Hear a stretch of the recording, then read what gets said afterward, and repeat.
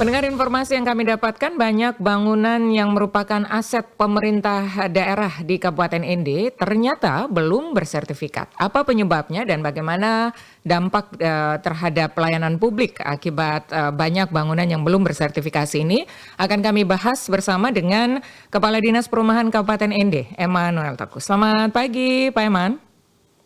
Selamat pagi, Desi. Salam sehat, apa kabar? Kabar baik, kabar baik. Semoga Baik. Desi juga sehat. Baik, kami sehat semua di studio. Pak Eman, informasi yang kami terima bahwa banyak bangunan di Kabupaten ND ini yang milik pemerintah daerah belum bersertifikat, begitu, benar ya? Sebenarnya aset tanahnya, bukan bangunannya, Desi. Aset tanahnya ya? Iya, iya. Oke, aset tanah milik pemerintah daerah yang belum bersertifikat. Betul. Baik, ini ada berapa banyak, Pak Eman? Tanah milik pemerintah daerah itu ada sejumlah yang tercatat sekarang ya. Artinya yang tercatat itu adalah yang sudah tercatat di bidang aset kantor Dinas Pengelolaan Keuangan Aset Daerah. Itu sejumlah 1.121 bidang tanah milik pemerintah daerah. Yang belum? Itu total semua. Yang belum ya? Nah, yang belum bersertifikat itu ada sekitar 296. Cukup Yang banyak. 825-nya sudah disertifikat. Oke. Begitu. 290-an ini apa kendalanya sampai belum bersertifikat sampai dengan hari ini, Pak Eman? Jadi begini, belum bersertifikat itu ada beberapa sebab. Di antaranya itu adalah yang pertama, pelaporan dari penyerahan tanah ke pemerintah itu baru dimasukkan ke aset. Jadi informasi itu misalnya ada pembelian atau penyerahan tanah dari masyarakat atau pembelian oleh Pemda, baru kemudian dicatat ke bidang aset itu baru terjadinya, sehingga setelah dia masuk di bidang aset baru kita lakukan pengukuran terhadap tanah tersebut dan kemudian kita urus sertifikatnya. Kemudian yang kedua, biasanya itu ada juga terkendala saat kita ingin proses sertifikasi aset tersebut, itu pihak-pihak yang terlibat dalam penyerahan tanah itu ada yang sudah tidak ada, misalnya Sudah mungkin meninggal. penyerahan oleh orang tua yang dulu sudah meninggal dunia atau sudah pergi keluar dari ND, sehingga saat kita turun urus itu butuh tanda tangan dari mereka itu person-personnya sudah tidak ada di tempat. Begitu. Jadi tidak Itu meninggalkan dokumentasi, dokumentasi, misalnya surat kuasa begitu, tidak ada begitu ya? kemudian kita urus ulang. Jadi berita acara penyerahan serah terimanya itu dulu mungkin oleh orang tuanya, saat kita mau urus orang tuanya sudah tidak ada. Nah, kita terpaksa buat berita acara baru. Kemudian tanah itu diserahkan ditandatangani oleh anaknya. Biasanya itu kan penyerahan ada dari Mosalaki, tanah ulayat itu kan penyerahannya dari masyarakat adat, begitu. Iya, tapi proses terus berjalan, Pak Iman ya, sampai dengan hari ini. Kami terus melakukan program kegiatan untuk sertifikat terhadap tanah-tanah milik Pemda yang ada ini. Kami berkoordinasi ke bidang aset di Dinas Pengelola Keuangan Aset Daerah. Kemudian kita turun. Biasanya itu penetapannya itu tiap tahun sesuai besar anggaran yang dianggarkan kepada dinas. Sekian untuk bisa membuat proses sertifikat untuk berapa bidang itu sudah ditetapkan dari tahun sebelumnya.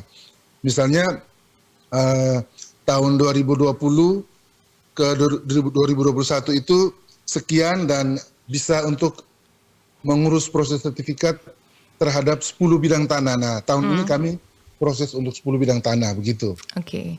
Ya, Pak Eman, tapi apakah ada dampak langsung terhadap pelayanan publik akibat tanah-tanah yang belum bersertifikasi ini, Pak Eman? Sangat. Dampak yang paling nyata itu adalah misalnya kantor desa, saya kasih contoh, ada kantor desa yang sertifikatnya belum ada. Kita belum punya kekuatan hukum tetap. Nah, jika ada konflik kepentingan di desa yang melibatkan pemilik tanah dengan pemerintah desa, maka biasanya itu terjadi pemilik tanah itu kemudian menyegel kantor desa karena dia menyatakan bahwa ini tanah miliknya dia. Dengan dia menyegel kantor desa, maka pelayanan kepada masyarakat di kantor desa, di pemerintahan desa itu akan terhambat selama dia belum membuka kembali segel kantor itu terhadap tanah itu. Dan itu sangat jelek, sangat tidak baik untuk pelayanan terhadap masyarakat.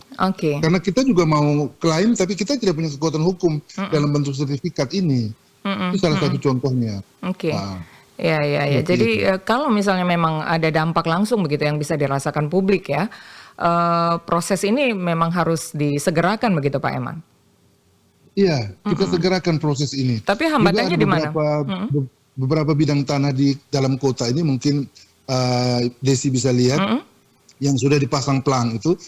Kalau kita belum urus sertifikatnya, itu bisa diduduki dan ditempati oleh orang lain dan bisa diklaim bahwa itu tanah miliknya. Sehingga saat kita mau berproses, kita tidak punya kekuatan hukum juga yang sama dengan orang yang mengklaim itu. Nah itu sangat tidak baik. Untuk mencegah itu, kita banyak bisa diambil alih. Ya, untuk mencegah itu Pak Eman, upaya sudah dilakukan tadi ya, beberapa disampaikan. Tapi adakah hambatan yang membuat ini berjalan tidak sesuai dengan harapan kita begitu Pak Eman? Kalau hambatan mungkin ya antara lain ya pengakuan kembali oleh ahli warisnya yang memberikan aset itu kepada pemerintah oleh orang tuanya dulu, kemudian ahli warisnya kemudian tidak mengakui, itu menjadi hambatan kita untuk mengurusnya. Kemudian yang berikut hambatan mungkin keterbatasan juga anggaran kita maklumi pemerintah dengan anggaran yang terbatas tidak bisa sekaligus dalam 1 tahun itu menganggarkan untuk semua aset yang ada ini diurus sertifikatnya. Jadi secara perlahan-lahan, nah itu juga mungkin bukan sampai stagnan, tetapi kita terpaksa harus pelan-pelan dan tidak sekaligus mengurusnya.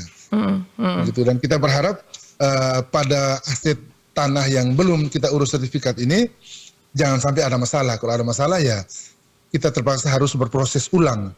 Seperti itu. Dan nanti akibatnya juga sama-sama dirasakan begitu ya. Tadi ada dampak pelayanan publik, kemudian juga masalah-masalah hukum nanti yang akan bisa didapatkan ya hanya karena proses ini begitu Pak Eman. Baik Pak Eman, mudah-mudahan semua bisa terlibat langsung, yang terlibat langsung ini bisa bekerja sama dengan baik. Apa harapan Anda, pesan untuk para pihak yang terkait ya untuk membantu proses kelancaran sertifikasi tanah-tanah pemerintah daerah yang belum bersertifikat sampai dengan hari ini Pak Eman?